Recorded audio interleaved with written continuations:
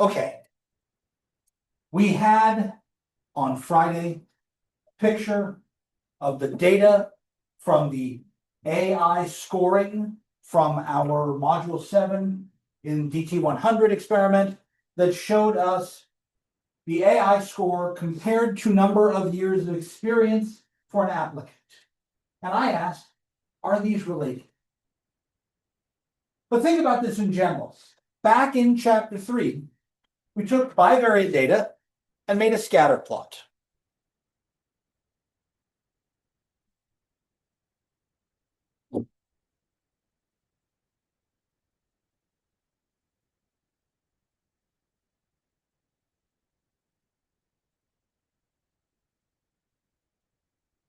The chi-square had one variable that was categorical and one variable that was numerical.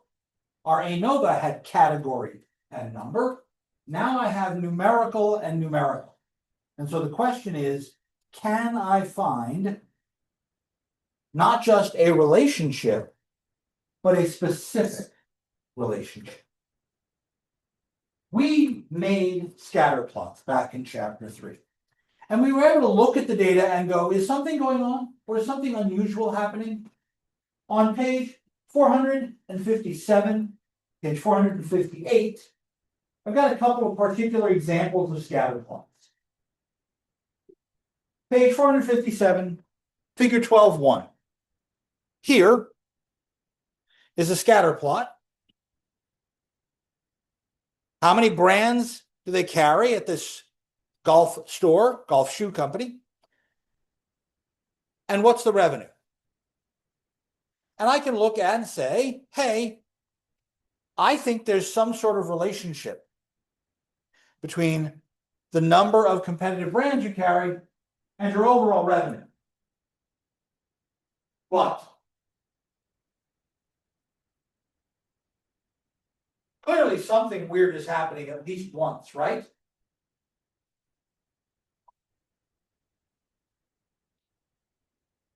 What's the weird?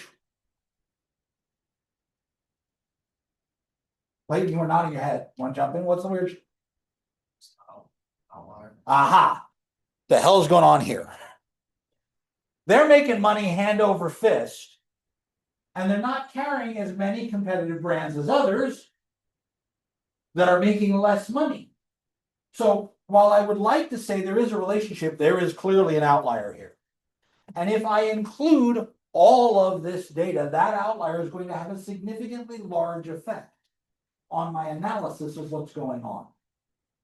Now, it may be that they are a golf shoe store in the middle of Doral, Florida, which is surrounded by more golf courses than I can imagine. Doral is an Arnold Palmer course. It's amazing golf holes. Some monstrous stuff has been played there. The Doral Open is televised every year. And that would give them a good reason to overcharge, right? Here, another comparison. What's the unemployment rate against the median home price? By zip code, 206 different zip codes were analyzed. And they came up with a bunch of data. And it says, hey, I think something's going on here. What conclusion do you think you can draw just from the overall trend of this data?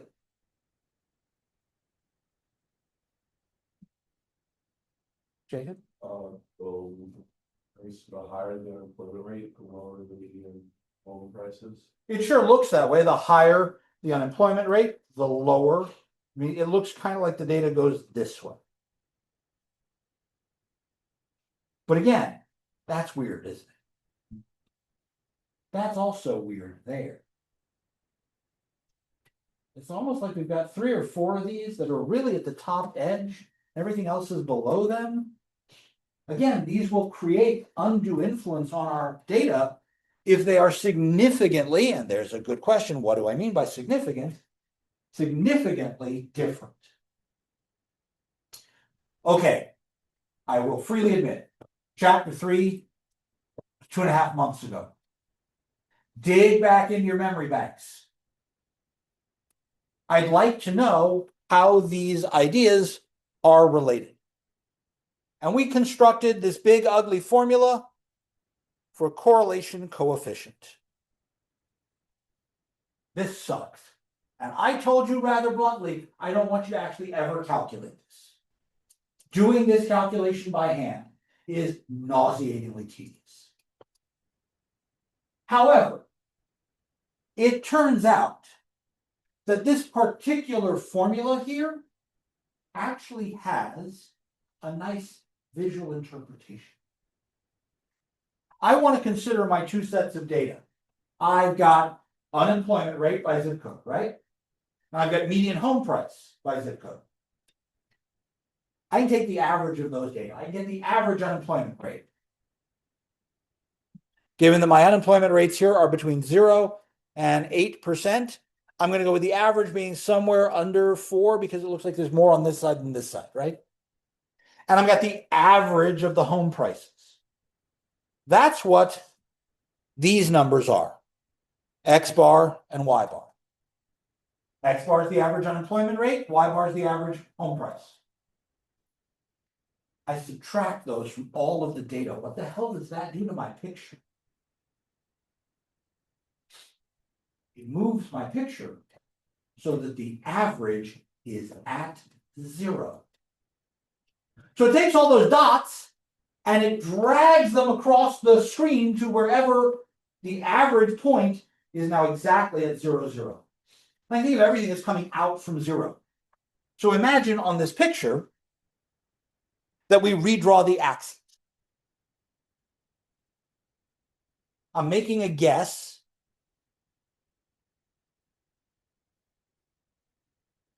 Something like that. Now I've got a new X and a new Y axis. And I can consider my sets of data as directions. I've got a whole bunch of numbers. I subtract the average. These two things down here treat those lists of numbers as vectors, as directions. Problem is, they're not in 2 dimensions or 3 dimensions. They're in n dimensions, where n is the number of data points we have. I don't know how to draw in n-dimensional space. I'm not even going to bother to try and hallucinate like that, but let's picture this as an arrow. I got an arrow for the x values. I got another arrow for the y values.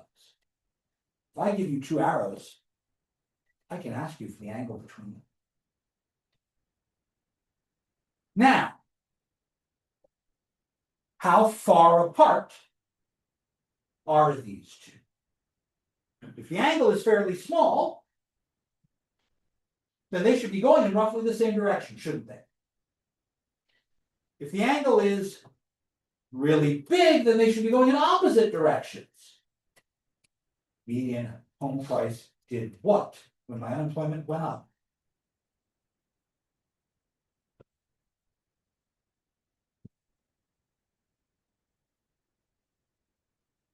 My unemployment's going up, median home price should be going down, according to that picture. I would expect then the two things to point away from one another to get an angle that's fairly big. If they pointed mostly in the same direction, I'd expect an angle that's very small. But if they point in completely different directions, what's the angle? It'd be 90 degrees. Right? Now again, we're in 2 dimensions in my hand here. 3 dimensions, I don't know how to picture it more. Angles are a pain in the butt to measure. Cosines. The cosine of an angle is always between -1 and 1. When the angles are close together, the cosine is close to 1. When the angle is very big and those vectors are far apart, the cosine is close to -1. This should have a cosine whose angle is close to -1. It turns out this formula right here can be shown to be the cosine of that angle. So as much as I would love to tell you that this correlation coefficient was just pulled out of somebody's ass, they didn't. This is actually measuring the angle of the difference between the two sets of data. When the two sets of data are in the same direction, that's close to 1. Two sets of data are far apart, that's close to -1. That's what our correlation tells us. We computed correlation coefficient in Excel. Anybody remember the command in Excel? Look through your notebook at this point. Probably wrote it down.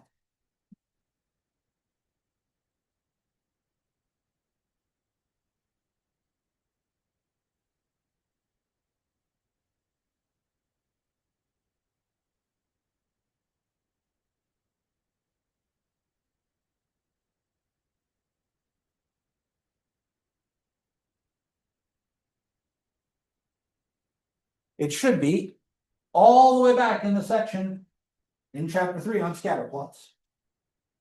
Don't think it ended up on your formula sheets, because we didn't actually calculate it by hand at any point in time.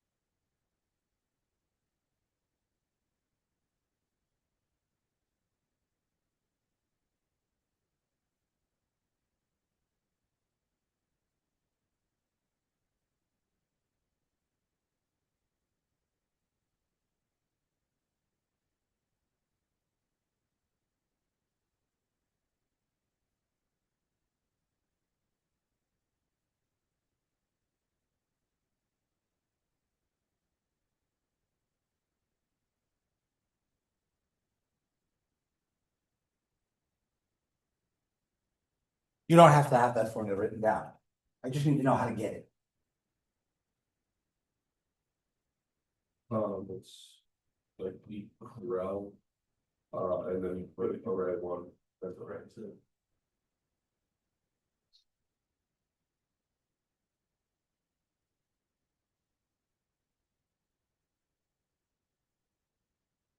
Our first array, array 1, is the X array. Our second array, array 2, is the Y array. So really, all I just need to say is, hey, Excel, correlate these for me. And it will give me a number between -1 and 1. The closer that number is to either end, close to -1 or close to 1, the more straight line and tight together our data is. The further away from 1, the closer to 0 we get, the more that data looks all scattered.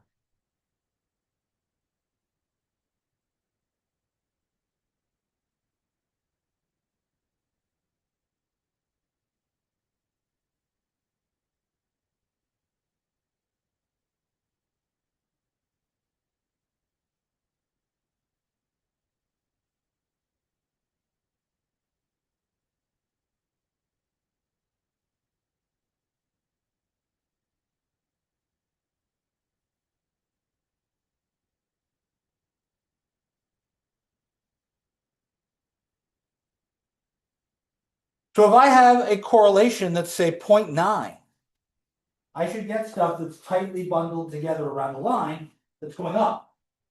Why up? Why would 0.9 give me a line that's going this way? It would show us all the points are close to the line and almost up against it. But why would it be going upward with that Positive line? slope rather than negative slope. Okay, but why do I get that positive slope? What does that mean? It's positive. Yes, but again, why is that a positive, meaning a positive slope? because it means the two numbers grow with each other. They go the same way. As one gets bigger, the other gets bigger. My line should be going upward as we go from left to right. On the other hand, if I'm close to -1, they should still be tightly clustered around the line, Leo. But that line should now go downward because as one of them gets larger, the other one gets smaller. They're going in opposite directions. Like our home price and our unemployment rate. As unemployment got bigger, home prices went down. As opposed to the other one, as the number of competitive brands increased, our sales revenue went up. So this set of data with our home prices and our unemployment rate should have a negative correlation. And this data should have a positive correlation. Even though we have these weird outliers that might F up our numbers, this should overall look positive. The other one should look overall negative. As a matter of fact, in general, I'll see something like this. Here's a correlation of positive 0.9, fairly tightly clustered, compared to positive 0.5, which is less tightly clustered, but still it looks like a band going up, left to right.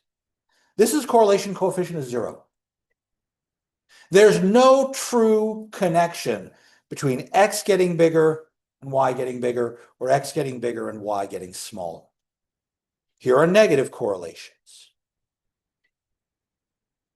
This is a weirdo.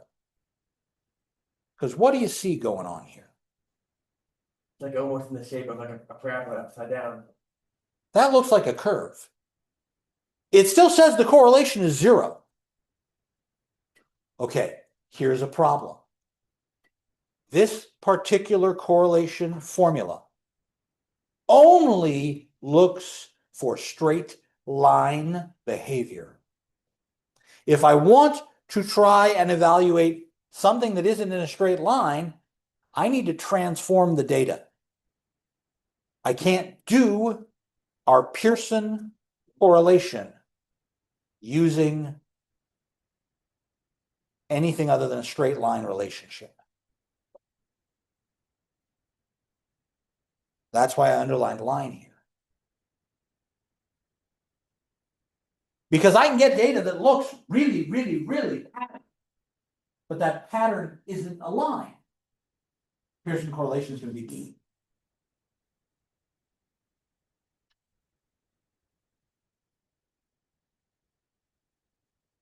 In my physics lab, years ago,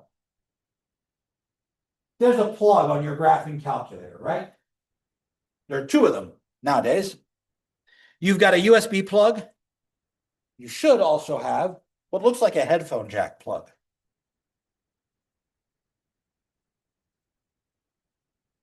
That's literally what that is. That's a headphone jack. It's the same exact thing as a headphone jack. Turns out you could plug that into an actual microphone or a speaker. And you could use your calculator to listen and record things. So in my physics class, we hooked up a graphing calculator to a little speaker, which sent out pulses and listened for the echo, like a bat. I took said speaker and pointed it at a tuning fork, struck the tuning fork, and held it in front of the speaker. It listened to the note and generated a sine wave. If I do the correlation on that, it's going to tell me, this is 0. Because it kept going back and forth, right?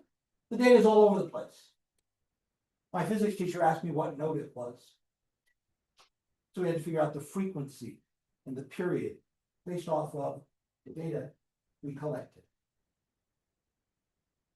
But it was correlated in a different shape. There is a way to do that transformation. We'll get correlations in other ways for data that's not straight line. The interpretation is still the same. The closer our R is to 1, the closer we are to a positive pattern. More often, we'll look at the absolute value. That's why I did that here.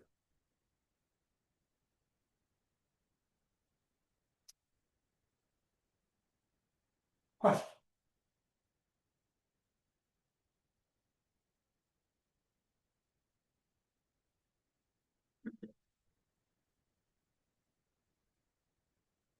So one of the things I can ask, once I have this correlation coefficient, is the same question I've asked for all of the data we gather. Is this significant?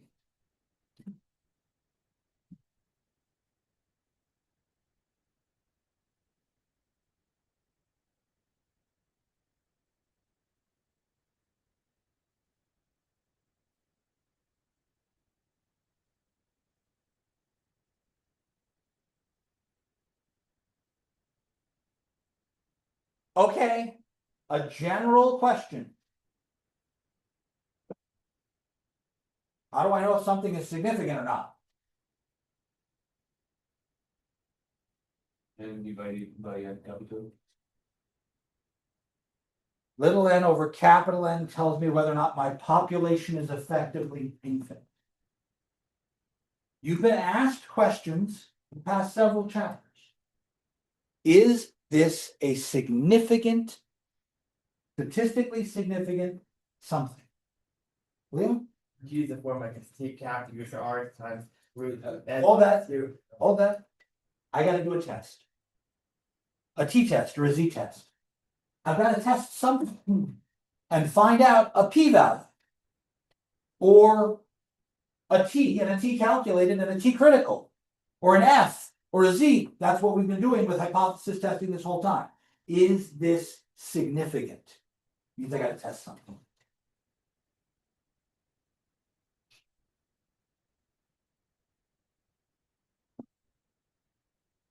Okay. If I'm going to do a test, I need a hypothesis. Null hypothesis and an alternate hypothesis. The normal t-test for significance on R assumes there is no correlation, a null hypothesis, right?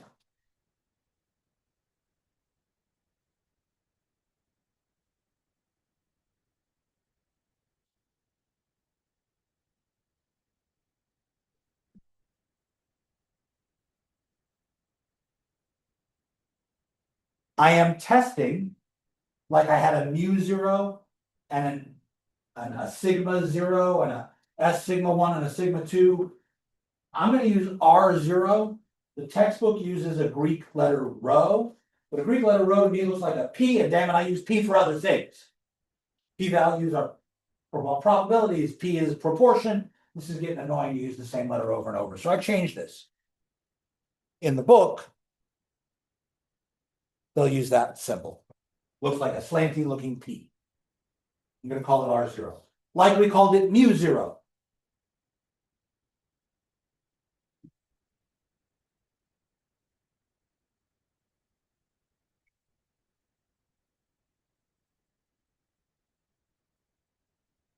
If my null hypothesis is there is no correlation, what's the alternate hypothesis?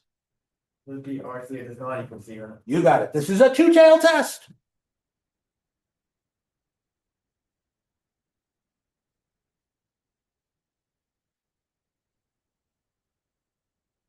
Now you could do a one-tail test here if you wanted to. You could say, I think the correlation is positive. If you think the correlation is positive, that'll be your alternate hypothesis. That's the thing you want evidence to show. And then your null hypothesis would be less than or equal to 0. That would be a right tail.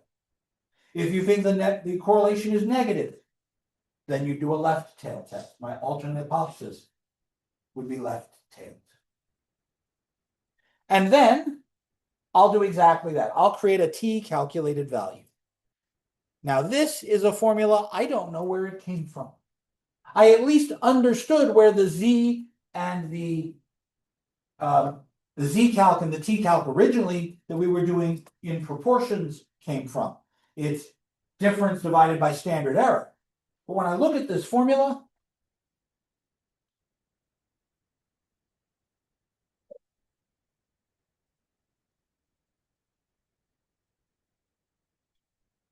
that doesn't look like standard error to me anymore. I've got r and I've got 1 minus r squared in the bottom. I've got n minus 2. Ew.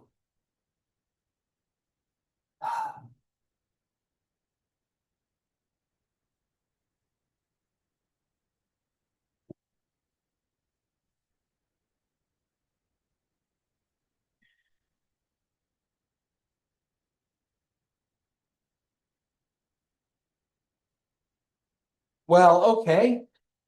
If I've got this, and I've got a calculated t-value, calculated z-value, calculated t-value for my other test, I get a p-value from that, right? How do I get a p-value? I take the probability of my event. If I'm doing a t-test, I need degrees of freedom. What's my degrees of freedom here? Would be n minus 2. It will be n minus 2. The reason I lose 2 instead of 1 is because I had 2 sets of data. I had an x bar and a y bar. So I have to use both of those. I'm going to get n minus 2 here. The probability, my p-value for a two-tail test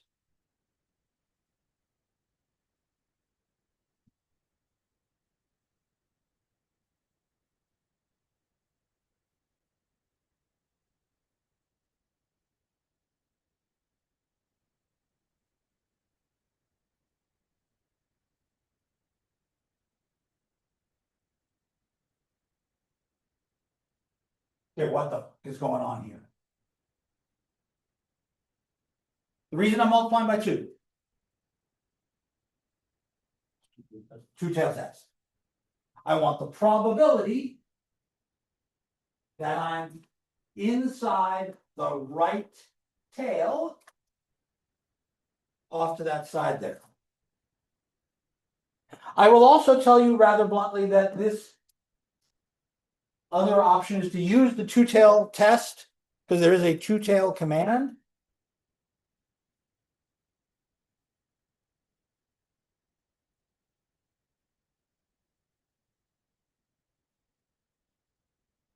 Then you don't have to multiply by 2 because it's already doing that.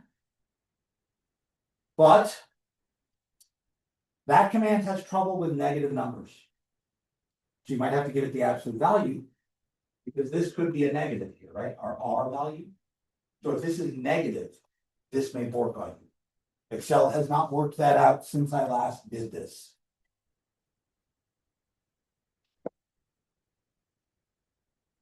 I'm going to get a significance level, right? I'm going to have an alpha. Is the significance at alpha is 0.05, at alpha is 0.3, at alpha is 0.01, whatever my significance is, I'll be able to compare P to alpha. And then I'll know whether to reject or not. There is also a formula for a critical value. The critical value doesn't take alpha into account. I don't understand how it works that way. It's weird.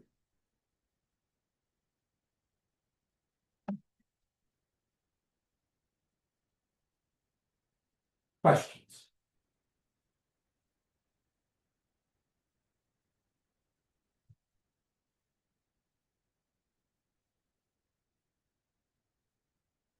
The more sample data I have, the larger that calculated t-value is going to get, right? N over 2, way up. Bigger n is, the bigger this number gets, which means more data gives me stronger possibilities of being correlated.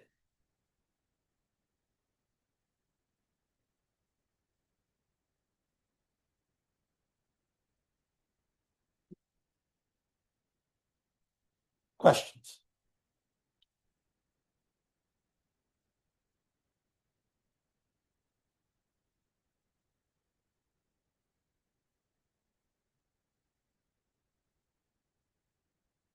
Page 462, question 3. Wait time at the DMV in seconds. Number of windows open for people to go to. They gave me these 5 pieces of data. Is this correlated? Just looking at the picture, do you think there might be a relationship between number of open windows and the time you have to wait?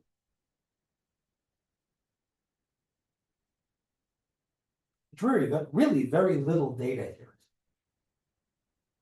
So the problem is, I really want to know if there's a line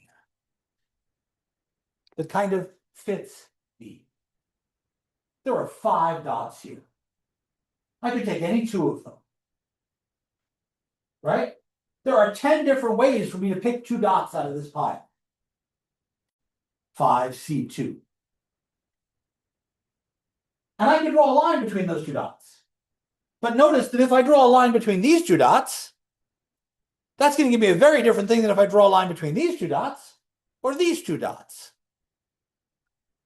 So the problem is figuring out what line fits the best. Now again, I'm not going to do this by hand.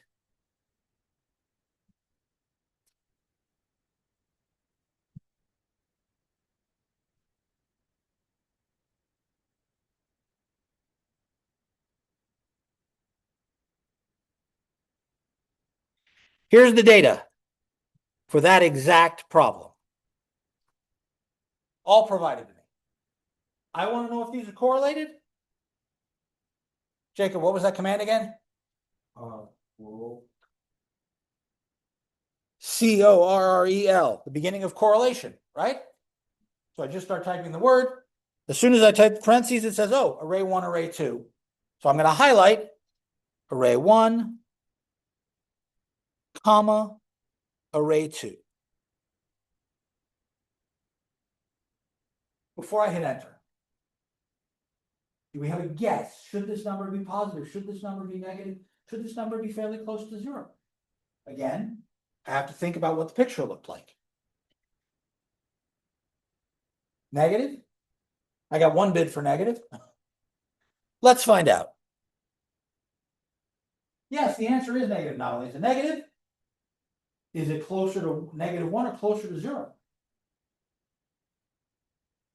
Oh, it's closer to -1, -0.7 versus 0, right? That's closer to -1.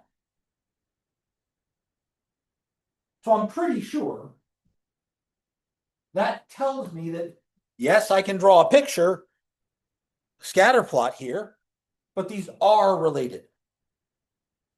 And as the number of windows increases, the wait time should go down. Underline that phrase, should.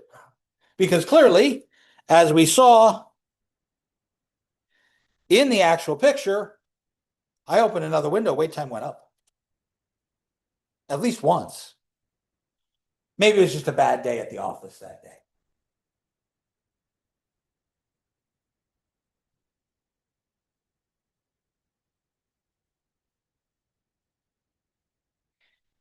If I actually do this calculation with the formula by hand, I'd be here for probably 15 minutes. I need the average of the X's, I need the average of the Y's. So I need the average of the number of windows open, I need the average of the wait time. That's not pretty. There's no reason to do this by hand.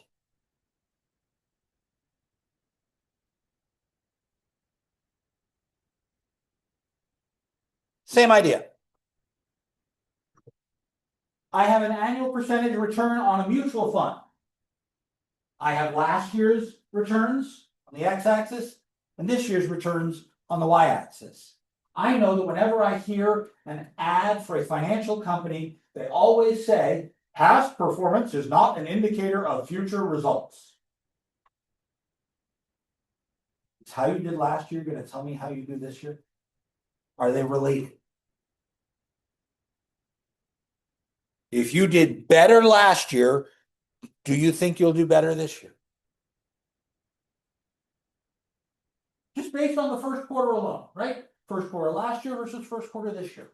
First quarter is already over. I have those numbers. That's why I pause. just looking at the picture. Do you think there's a relationship? Are we, so I mean, the picture looks like there's a positive, Okay, but are we looking at like? I don't know, I feel like the way you worded that makes it feel like there's no correlation. well, you said it kind of looks like as we go further right, we go further up. At this point, that's all I've got. It kind of looks like it's this way, right? Yeah. But they're spread out. So I wouldn't expect this to be really close to one because they're kind of zoomed out. So again, I can do the same thing. I can say, oh, if there's a relationship,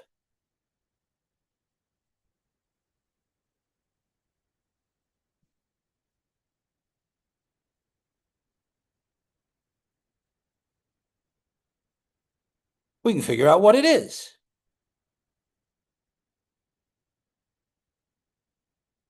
Here's last year versus this year.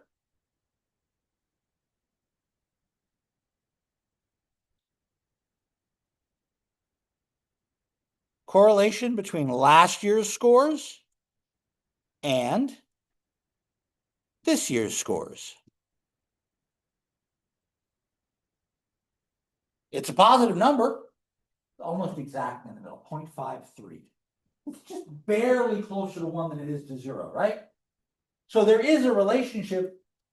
And if I go back and I look in the textbook and that one was about 0.5, yeah, they kind of seem to be going up together, but it's a wider spread. So yes, there's a relationship here. This one's close. The real question is, what's the relationship? I mean, I already know there is a relationship. These are correlated. I don't know if it's a very strong relationship, but I'd say there's something going on. So now the question is, what's the thing that's going on?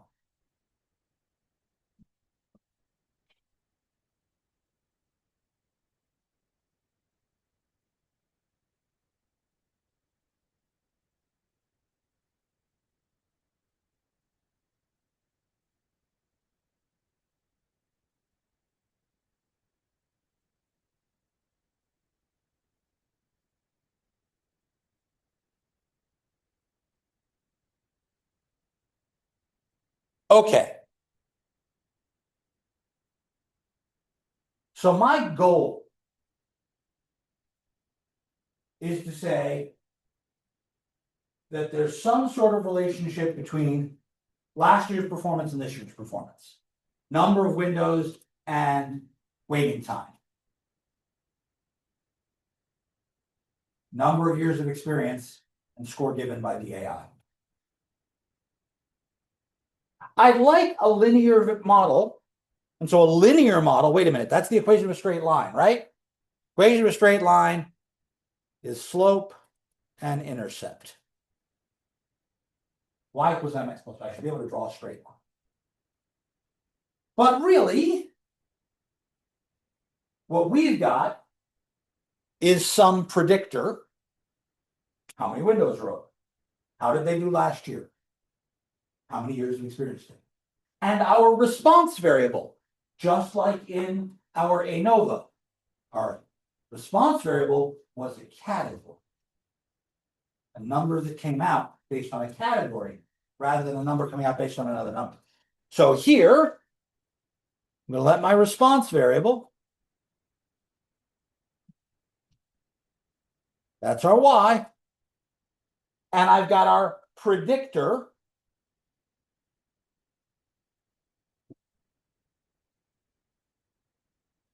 X. When I test the hypothesis, I'm saying, hey, is there a relationship between these? Maybe, maybe not.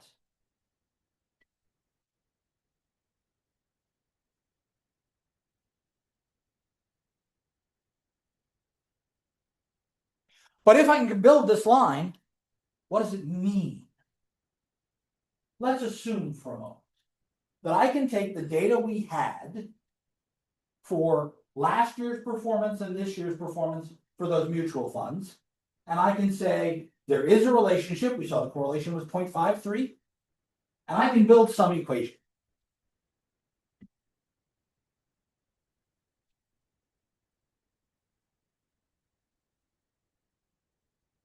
This was the percentage return last year. This is the percentage return this year. If I have an equation like this in this setting, what does this number mean?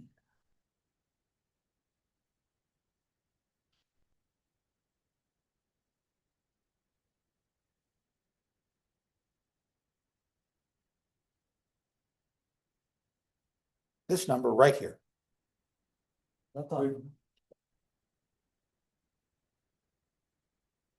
Geometry terms, that's the slope. Slope measures, I got to ask you all the way back to algebra class. Formula for slope is something over something. The change in y, we change x. That's in physical terms. In visual terms, rise over run.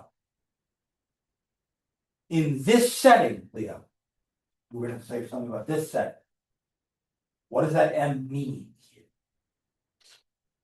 And then how high up do you go for y versus how much over an x you go? But let's put that in terms of these actual scales. I go over an X. How steep the climb is. Yes, is the line steep or shallow? For every additional point I earned last year, how far up or down is my prediction for this year? Response versus predictor. Oh, this went up, this should go up. Now I can tell you by how much. That's what this is. It's the how much. A different setting.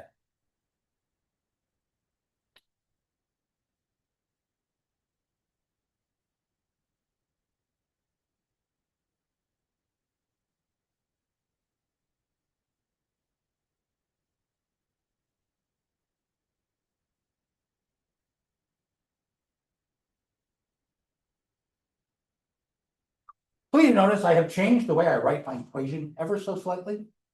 I put the number first.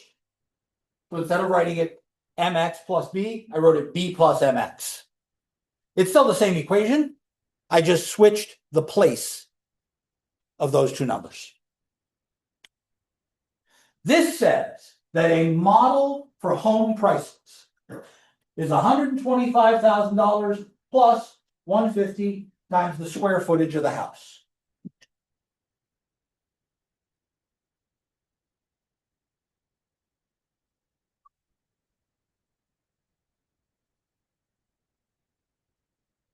That number, what does it mean? Would be $150 for each square foot. If I add another square foot, price goes up $150. So if I add another 100 square feet, that house should be 1,500 more, right? No, 15,000. I should be able to tell you, oh, this house is bigger by this much, price should be this much more. I have a predictor. Each additional square foot causes my price to go up $150.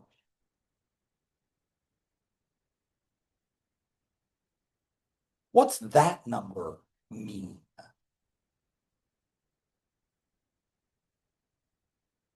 In terms of this setting on home prices and area.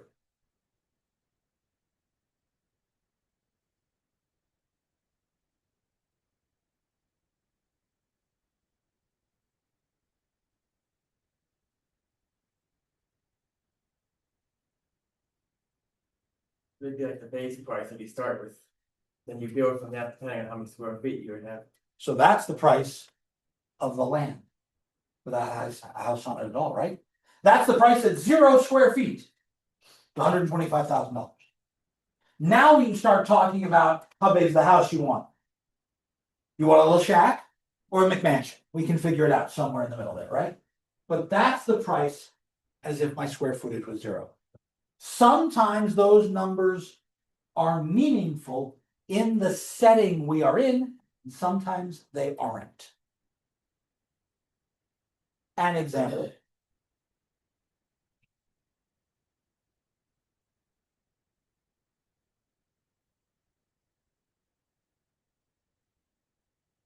Right, it is per 100,000. Yes. Car thefts per 100,000 people.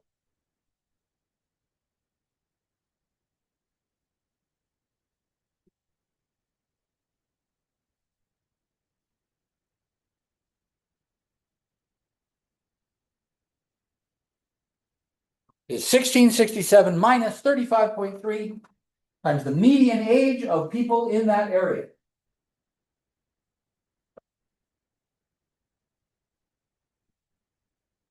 Again, I want to know what these numbers mean. What does that number tell me? In terms of the number of car thefts, the age of the population.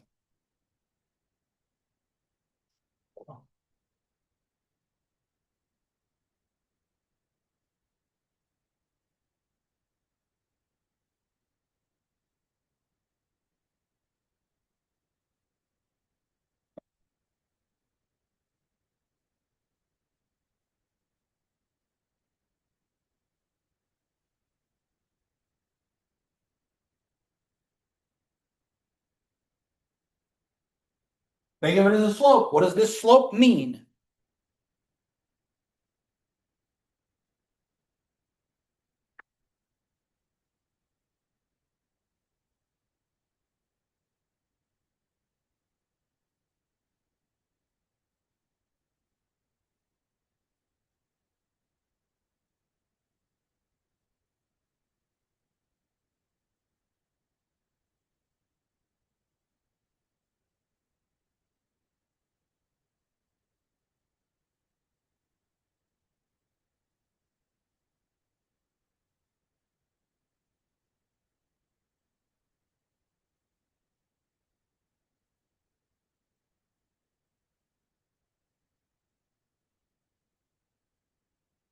I think of it as change in y and change in x, rise over run.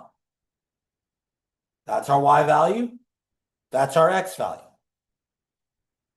So the change in car thefts per 100,000 people for every additional year of age should go down by 35.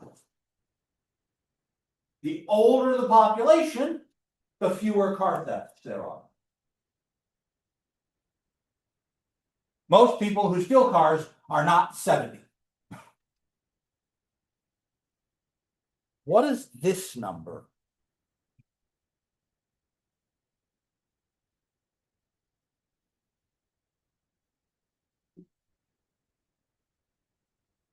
The same way that I thought of that 125,000 in the home area, home price question. How do I think of this 1667?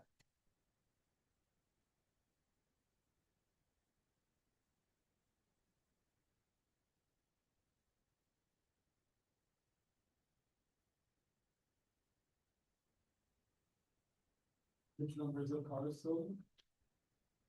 Average number of cars, Stolen. Pick up base amount. a base amount, but that would assume, what about the age? Like up here, we assumed that the houses had no square feet, right? So that would mean here, do you know any population that has a median age of 0? But in order to use that 1667, I need to say, oh, well, the age must be 0. Does that make any sense? So here's a case where I've got a real situation, but that number doesn't mean something in the same way that it did in the previous example. That meant the price of the land without any house on it. That means the number of cars stolen if the average age in this, median age in this area is 0. There's a lot of dead people around here. Yeah, we don't steal everything. We steal a lot of cars, there's a lot of dead people around. No, I don't like this idea. It doesn't have value in the set. Okay. On Wednesday, we'll talk about how I came up with these models. I didn't just pull them out of thin air. Where did I get them from? We'll actually build the models on Wednesday. I will see you all there. Have a wonderful rest of your day. Remember, you have a homework assignment due on Wednesday.